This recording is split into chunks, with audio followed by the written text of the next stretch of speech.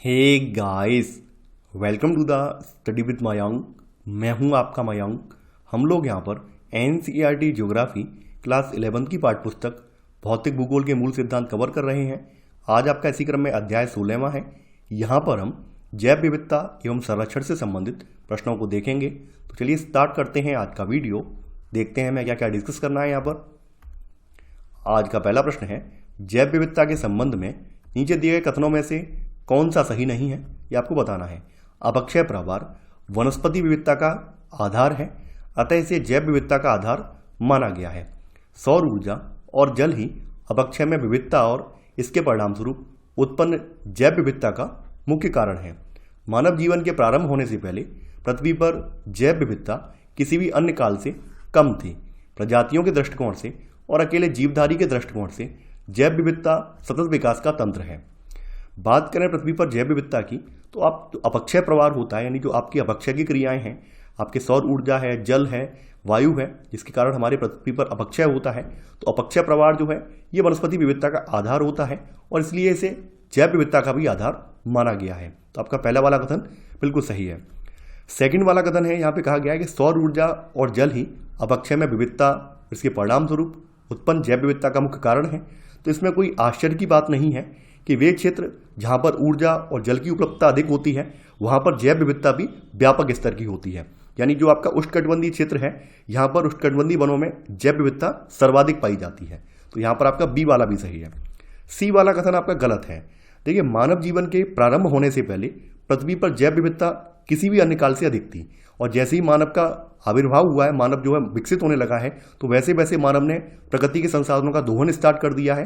कहीं ना कहीं प्रकृति पर विजय प्राप्त करने के लिए ठान ली है। तो इस वजह से कहीं ना कहीं जैव विविधता का लगातार ह्रास होता चला गया है। तो मानव जीवन के प्रारंभ होने से पहले पृथ्वी पर जैव विविधता किसी अन्य काल से कम नहीं थी बल्कि ज़्यादा थी, और मानव के उत्पन्न होने के बाद, मानव के विकसित होने के बाद जैव विविधता में लगातार कमी आती जा रही है।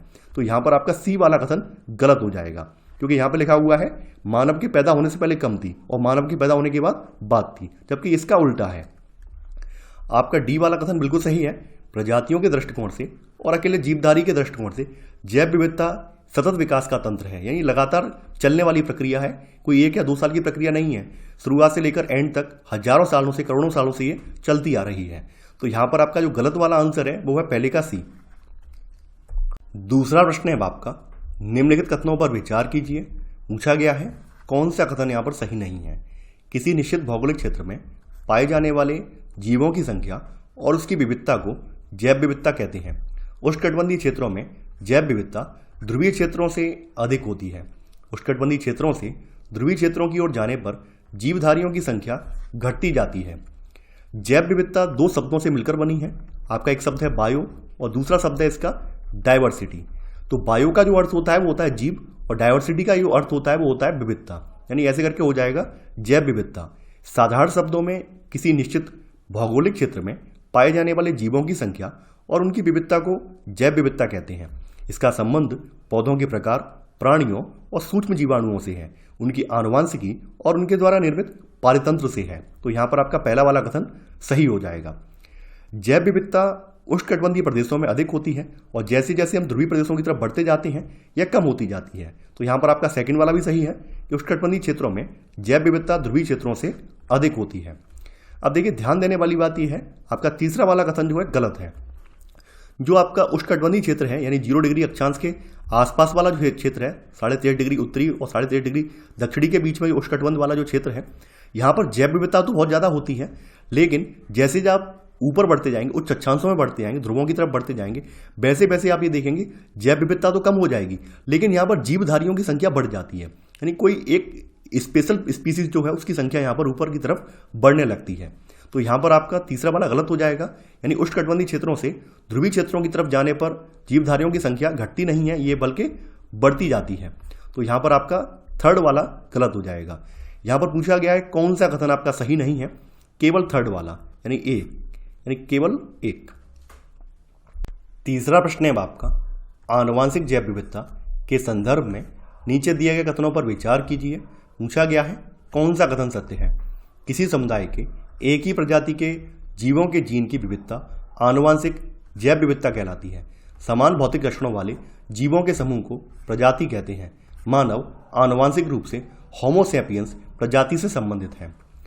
जीवन निर्माण के लिए जीन एक मूलभूत इकाई है। किसी प्रजाति में जीन की विविधता ही आनुवांशिक जैव विविधता है, तो आपका पहला वाला कथन सही है। सेकंड वाला कथन भी आपका सही है। समान भौतिक लक्षणों वाले जीवों के समूह को प्रजाति कहते हैं।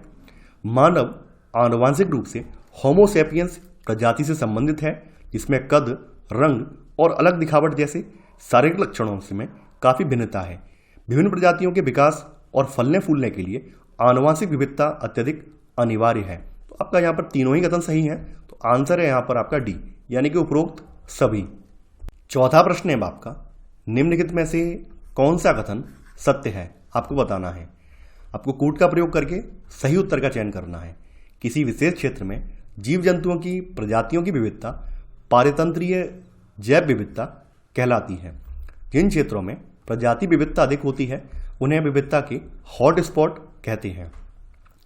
आपका पहला वाला कथन यहाँ पर गलत है, क्योंकि यहाँ पर जो विशेषता बताई गई है कि किसी विशेष क्षेत्र में जीव जंतुओं के प्रजातियों की विविधता को प्रजातीय जैव विविधता कहते हैं, न कि पारितंत्रीय जैव विविधता, यानी इसको प्रजातीय जैव विविधता के रूप में जाना जाता है। अब पारितंत्रीय जैव विविधता क्या होती है? पारितंत्रीय जैव विविधता तब होती है जब एक समुदाय के जीव जंतुओं और वनस्पतियों और दूसरे समुदाय के जीव जंतुओं और वनस्पतियों के बीच जब विविधता पाई जाती है उसको पारितंत्रीय जैव विविधता कहते हैं। तो यहाँ पर आपकी प्रजातीय जैव विविधता की बात हो रही है, ना कि पारितंत्रीय जैव विविधता की। आपका यहाँ पर सेकंड वाला कथन यहाँ पर बिल्कुल सही है। जिन क्षेत्रों में प्रजाति विविधता अधिक होती है उन्हें विविधता के हॉट स्पॉट कहते हैं। तो यहाँ पर आपका सेकंड वाला कथन यहाँ पर बिल्कुल सही है। प्रजातियों की विविधता उनकी समृद्धि, प्रकार और बहुलता से आंकी जा सकती है। तो यहाँ पर आपका केवल सेकंड वाला कथन सही है, तो आंसर है चौथे का बी, केवल सेकंड। पांचवा प्रश्न है आपका, जिस पारितंत्र में जितनी अधिक प्रकार की प्रजातियां होंगी वह पारितंत्र उतना ही होगा संकटापन, अधिक अस्थिर, अधिक स्थायी, कम जीवों वाला। पारितंत्र में जितनी अधिक विविधता होगी प्रजातियों के प्रतिकूल स्थितियों में भी रहने की संभावना और उनकी उत्पादकता भी उतनी ही अधिक होगी। यानी जिस पारितंत्र में जितनी अधिक प्रकार की प्रजातियां होंगी वह पारितंत्र उतना ही अधिक स्थायी होगा। तो यहां पर आपका सही आंसर है पांचवें का सी वाला। छठवां प्रश्न है आपका, जैव विविधता के कम होने का मुख्य कारण है, क्या कारण है? आवासीय प्रदूषण, विदेशी प्रजातियों का आगमन, अत्यधिक दोहन, आवासीय विनाश। प्राकृतिक आवासों का विनाश पूरे जैव मंडल की जैव विविधता के कम होने का मुख्य कारण है। यानी कि यहाँ पर आवासीय विनाश जो है ये पूरी जो जैव मंडल की जैव विविधता है इसके कम होने का प्रमुख कारण है। उष्णकटिबंधीय क्षेत्र जो विश्व के कुल क्षेत्र का मात्र 1/4 भाग है और यहाँ पर पृथ्वी की लगभग 50% प्रजातियाँ पाई जाती हैं।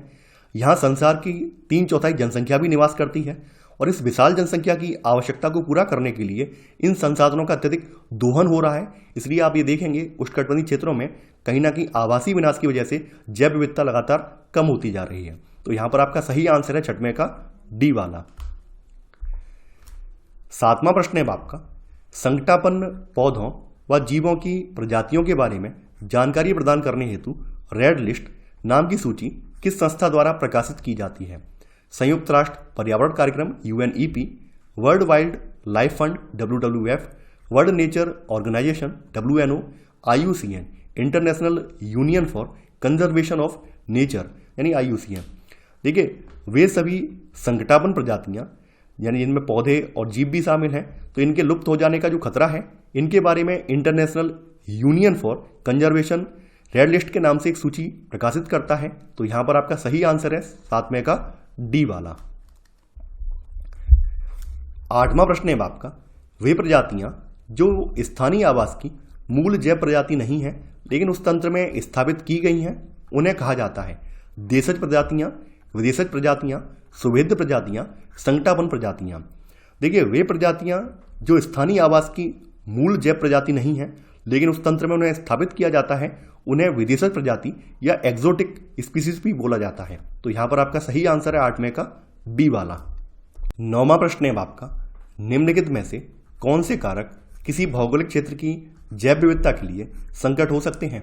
वैश्विक तापन, जनसंख्या वृद्धि, विदेशी प्रजाति का संक्रमण, शाकाहार को प्रोत्साहन। देखिए जैव विविधता के ह्रास के प्रमुख कारणों में आपका ग्लोबल वार्मिंग है, यानी वैश्विक तापन है। इसके अलावा इसमें जनसंख्या वृद्धि है, किसी पारितंत्र में विदेशी प्रजातियों का संक्रमण शामिल है, प्राकृतिक आपदाएं हैं इसमें। इसके अलावा इसमें कीटनाशक और अन्य प्रदूषक जैसे हाइड्रोकार्बन है और अन्य विषैली गैसें हैं, ये भी जैव विविधता को नष्ट करती हैं। वहीं शाकाहार को प्रोत्साहन जो है जैव विविधता के लिए संकट नहीं है, बल्कि ये इसको बचाता है। तो यहाँ पर आपका 1, 2 और 3 जो है ये आपके इसमें संकट हो सकते हैं, जबकि चौथा वाला संकट इसमें नहीं है। तो आपका सही आंसर है 9वें का सी वाला। 10वां प्रश्न है आपका, वे प्रजातियां जिन्हें यदि संरक्षित नहीं किया गया या उनके विलुप्त होने में सहयोगी कारक जारी रहे तो निकट भविष्य में उनके विलुप्त होने का खतरा है। प्राकृतिक संसाधनों व पर्यावरण संरक्षण की अंतर्राष्ट्रीय संस्था IUCN ने इस प्रकार के पौधों व जीवों की प्रजातियों को किस वर्ग में रखा है? संकट मुक्त दुर्लभ प्रजातियां, संकटापन्न प्रजातियां, सुभेद्य प्रजातियां। संकट मुक्त प्रजातियां वे प्रजातियां होती हैं जिन पर निकट भविष्य में कोई संकट नहीं आने वाला, तो वो लीस्ट कंसर्न बोली जाती हैं। दुर्लभ प्रजातियां कौन सी प्रजातियां होती हैं? तो संसार में कुछ ऐसी प्रजातियां हैं जिनकी संख्या बहुत कम है और ये कुछ ही स्थानों पर सीमित हो जाती हैं, उनको दुर्लभ प्रजातियां बोला जाता है। संकटापन्न प्रजातियां कौन सी होती हैं? इनमें वो प्रजातियां आती हैं जिनके लुप्त हो जाने का खतरा होता है, ये संकटापन्न बोली जाती हैं। अब यहाँ पर जो विशेषताएं लिखी गई हैं कि यहाँ पर जो विशेषताएं बताई गई हैं ऊपर, यहाँ पर बताई गई हैं विशेषताएं सुभेद्य प्रजातियों की, यानी सुभेद्य प्रजातियों में वे प्रजातियां सम्मिलित हैं जिन्हें यदि संरक्षित नहीं किया गया या उनके विलुप्त होने में सहयोगी कारक यदि जारी रहे तो निकट भविष्य में उनके विलुप्त होने का खतरा है। तो यहाँ पर सुभेद्य प्रजातियों की विशेषता बताई गई है। तो यहाँ पर आपका सही आंसर है 10वें का डी वाला। 11वां प्रश्न है आपका, विभिन्न संकटापन्न प्रजातियां एवं उनके पाए जाने के स्थान के संबंध में नीचे दी गई सूचियों को आपस में मिलाइए। सूची 1 में प्रजातियां हैं, सूची 2 में उनका स्थान है। रेड पांडा की बात करें तो रेड पांडा उत्तरी अरुणाचल, सिक्किम और असम में पाया जाने वाला एक संकटापन्न जीव है, यानी रेड पांडा आपका कहाँ पाया जाता है? उत्तरी अरुणाचल में। अब अगले की बात कर लेते हैं, जैनकेरिया सेबेस्टनी। देखिए ये अगस्थमलाई शिखर में पाया जाता है, ये अगस्थमलाई शिखर में पाया जाता है और यह एक अत्यंत संकटापन्न घास की प्रजाति है जो पश्चिमी घाट के अगस्त्यमलाई शिखर में पाई जाती है। इसके बाद बात कर लेते हैं आपके हम्बोसिया डेकरेंस बेड की। देखिए ये जो है ये दक्षिणी पश्चिमी घाट में एक पौधे की दुर्लभ प्रजाति है। इसके बाद बात करते हैं यहाँ पर ग्रेट इंडियन बस्टर्ड, जिसको गोंडाबड़ भी कहते हैं। ये आपका राजस्थान, गुजरात, मध्य भारत, पूर्वी पाकिस्तान में पाई जाने वाली गंभीर संकटग्रस्त पक्षी की प्रजाति है। तो यहां पर आपका सही आंसर है आपका 11 का ए, यानी ए का चौथा, बी का तीसरा, सी का दूसरा और डी का पहला। 12वां प्रश्न है आपका, निम्न में से किस देश में पृथ्वी सम्मेलन हुआ था? यूके, ब्राजील, मैक्सिको, चीन। सन 1992 में ब्राजील के रियो डे जेनेरियो में जैव विविधता को बचाने के लिए एक सम्मेलन आयोजित किया गया। तो इस सम्मेलन को पृथ्वी शिखर सम्मेलन के नाम से जाना जाता है। तो यहाँ पर आपका सही आंसर है 12 का बी। और इस सम्मेलन में यानी कि जो जैव विविधता को बचाने के लिए यहाँ पर संकल्प लिए गए, जिसमें भारत सहित 155 देशों ने इसमें हस्ताक्षर भी किए थे। 13वां प्रश्न है आपका, निम्नलिखित में से किस अधिनियम के तहत नेशनल पार्क, पशु विहार और जीव मंडल आरक्षित क्षेत्रों की स्थापना की गई है? पर्यावरण संरक्षण अधिनियम 1986, वन्यजीव सुरक्षा अधिनियम 2002, राष्ट्रीय वन नीति 1988, वन्यजीव सुरक्षा अधिनियम 1972। भारत सरकार ने प्राकृतिक सीमाओं के भीतर विभिन्न प्रकार की प्रजातियों को बचाने, संरक्षित करने और विस्तार करने के लिए वन्यजीव सुरक्षा अधिनियम 1972 पारित किया है। इसके अंतर्गत नेशनल पार्क, पशु विहार स्थापित किए गए और जीव मंडल आरक्षित क्षेत्र घोषित किए गए। तो यहां पर आपका सही आंसर है 13 का डी वाला। 14वां प्रश्न है आपका, महाविविधता केंद्र मेगा डायवर्सिटी सेंटर्स के संबंध में नीचे दिए गए कथनों पर विचार कीजिए। पूछा गया है कौन सा कथन सत्य है? ये उष्णकटिबंधीय क्षेत्रों से संबंधित हैं, ये वन्य जीवों की विविधता द्वारा परिभाषित किए जाते हैं। वह देश जो उष्णकटिबंधीय क्षेत्र में स्थित है उनमें संसार की सर्वाधिक प्रजाति विविधता पाई जाती है, उन्हें महाविविधता केंद्र यानी मेगा डायवर्सिटी सेंटर कहा जाता है। वर्तमान में इन देशों की संख्या कितनी है? 17 है, जबकि आपकी किताब में 12 बताई गई है। यानी आपकी किताब के आंकड़े अभी तक संशोधित नहीं किए गए हैं। अभी मैं लेक्चर प्रेजेंट में रिकॉर्ड कर रहा हूं, उस समय इनकी संख्या 17 है और ये देश कहाँ? उष्णकटिबंधीय क्षेत्रों से संबंधित हैं। इनको परिभाषित कैसे किया गया है?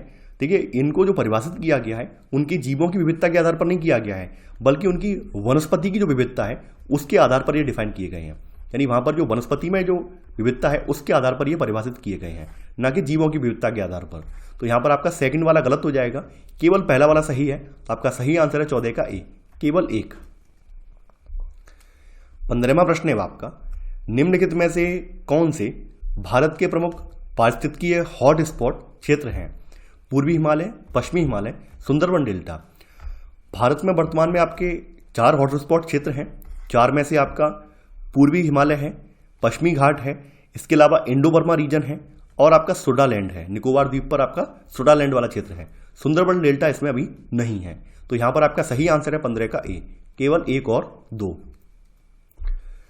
16वां प्रश्न है आपका, जैव विविधता का संरक्षण निम्न में से किसके लिए महत्वपूर्ण है? जंतु, पौधे और प्राणी, सभी जीवधारी।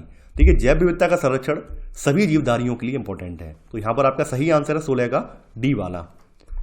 17वां प्रश्न है आपका, निम्नलिखित में से असुरक्षित प्रजातियां कौन सी हैं जो दूसरों को असुरक्षा दें? बाघ व शेर, जिनकी संख्या अत्यधिक हो, जिन प्रजातियों के लुप्त होने का खतरा है। देखिए, असुरक्षित प्रजातियां वे प्रजातियां होती हैं जिन प्रजातियों के लुप्त होने का खतरा होता है। तो यहां पर आपका सही आंसर है 17 का डी वाला। 18वां प्रश्न है आपका, नेशनल पार्क और पशु विहार निम्न में से किस उद्देश्य के लिए बनाए गए हैं? मनोरंजन, पालतू जीवों के लिए, संरक्षण के लिए, शिकार के लिए। नेशनल पार्क और पशु विहार संरक्षण के लिए बनाए गए हैं, इन पशुओं के संरक्षण के लिए बनाए गए हैं, जीवों के संरक्षण के लिए बनाए गए हैं। यहां पर आपका सही आंसर है 18 का सी वाला। 19वां प्रश्न है आपका, जैव विविधता समृद्ध क्षेत्र है?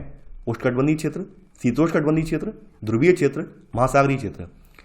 संसार में सबसे ज्यादा जैव विविधता उष्णकटिबंधीय क्षेत्र में पाई जाती है। तो जैव विविधता समृद्ध क्षेत्र आपका उष्णकटिबंधीय क्षेत्र है। तो यहां पर आपका सही आंसर है 19 का ए वाला। इसी के साथ आपका ये चैप्टर समाप्त हो जाता है और यहां पर आपकी क्लास 11th की दोनों पुस्तकें भी समाप्त हो जाती हैं। अब हम आगामी क्लास 12th की जो है ज्योग्राफी कवर करेंगे। साथ ही मैं आपको ये बता दूं, मैं यहाँ पर कुछ और भी प्लान कर रहा हूँ। इस बार हमने ये टारगेट और रखा है कि आप जो भी संबंधित राज्य से बिलोंग करते हैं, चाहे यूपी से बिलोंग करते हैं, बिहार से, या जिस भी राज्य से बिलोंग करते हैं, मैं ये स्टार्ट कर रहा हूँ कि आने वाले दिनों में हम आपके संबंधित राज्य के जीके की वीडियो और दूंगा, ताकि आपकी स्टेट पीएससी एग्जाम की तैयारी भी हो जाएगी और राज्य में जो भी एक दिवसीय एग्जाम होते हैं उनके लिए भी आपको बहुत ज़्यादा कह सकते हैं हेल्प मिलेगी। तो अभी हम फिलहाल में आपके यूपी पीसीएस जीके के वीडियो आपके लिए लेकर आऊँगा, ताकि आपको जो स्टेट पीसीएस में जो दिक्कत होती है, स्टेट से रिलेटेड जो एग्जाम होते हैं उनमें दिक्कत होती है, उनमें भी आपको हेल्प मिल सके। तो इसी के साथ हमारा ये वीडियो यहाँ पर समाप्त हो जाता है। तो आई होप आपको ये वीडियो पसंद आया होगा। आप लोग इस वीडियो को लाइक और शेयर करना बिल्कुल ना भूलें। तो चलिए, आज के लिए बस इतना ही। Thanks for watching. जय हिंद।